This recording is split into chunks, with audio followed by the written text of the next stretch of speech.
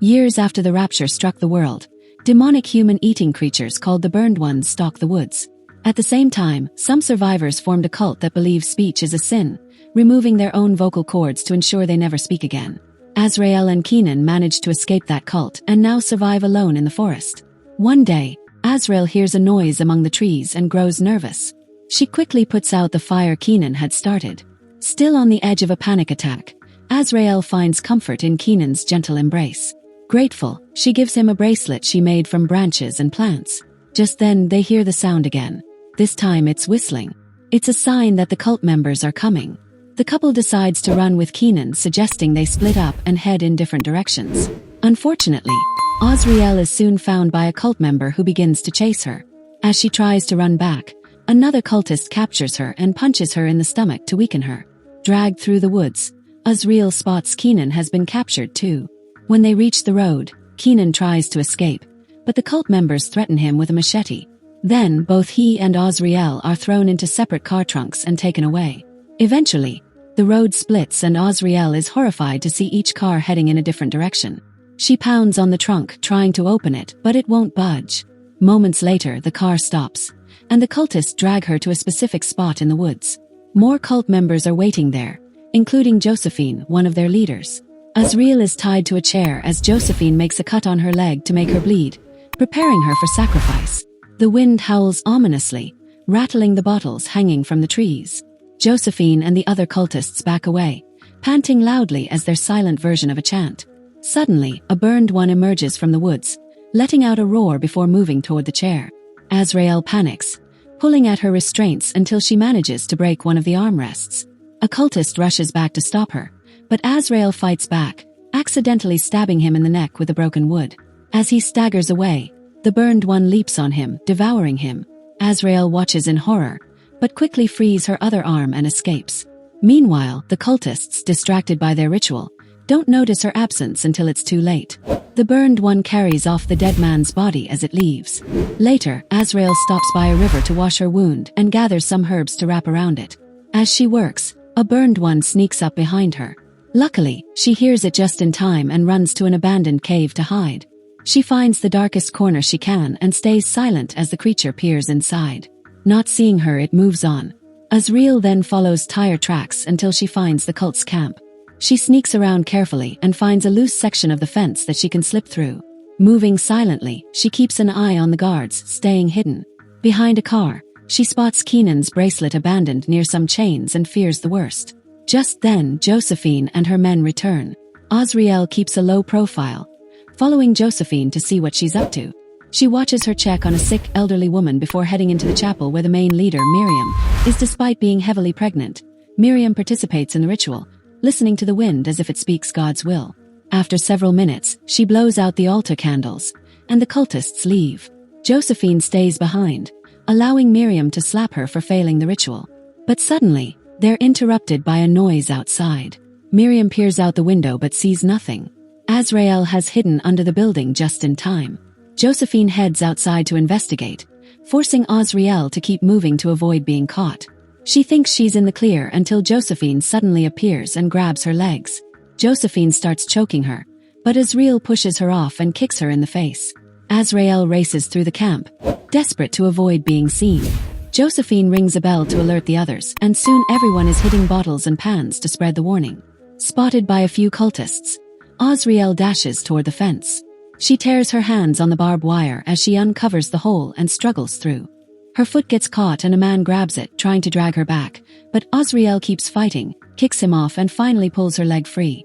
Another cult member opens fire, but the bullet hits a tree, giving Azrael the chance to escape. She sprints through the woods as fast as she can, but as darkness falls, exhaustion sets in. Her wounds are still open, leaving a trail of blood on rocks and trees. And soon, a burned one starts following the scent. Azrael watches in horror as the creature licks her blood off a rock. She immediately takes off running, but to make matters worse, a second burned one joins the chase. Luckily, the first burned one trips and falls, allowing Azrael to reach the road unscathed. Suddenly, a light appears ahead, and she falls just as something huge approaches, a truck, which stops right before it can hit her.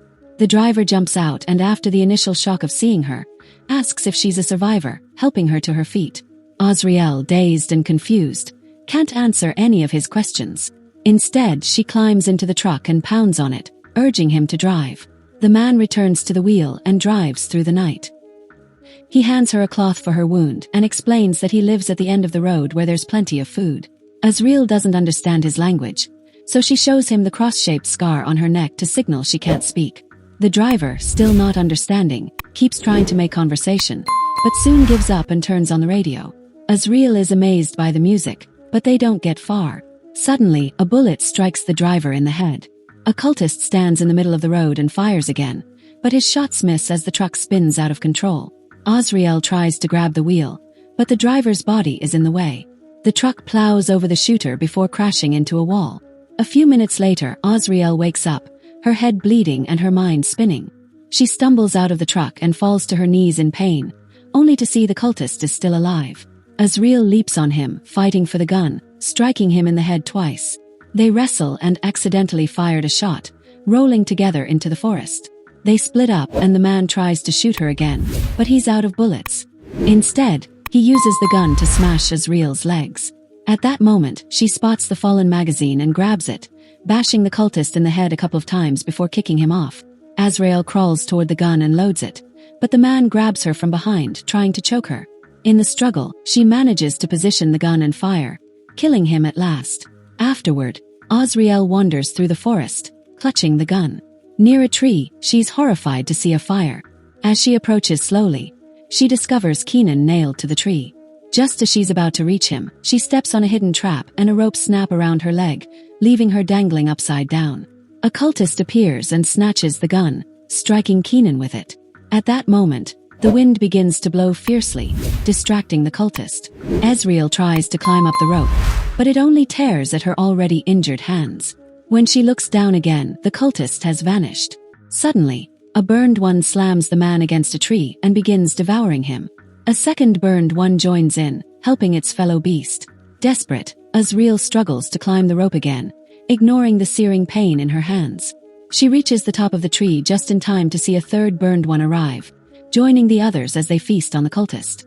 Once the creatures are done with the cultist, one of them leaves with a body, but the second one jumps on Kenan and starts to kill him too. After a few bites, Kenan's body is dragged away, leaving Azrael horrified.